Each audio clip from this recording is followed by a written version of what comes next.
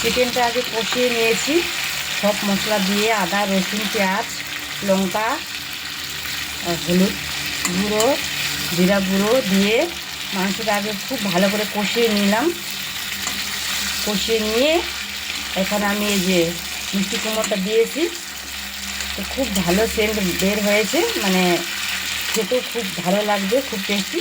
যারা যারা খেয়েছো তারা তারা তো জানোই, আর যারা যারা খাওনি বানিয়ে খেতে পারো, খুব টেস্ট লাগে।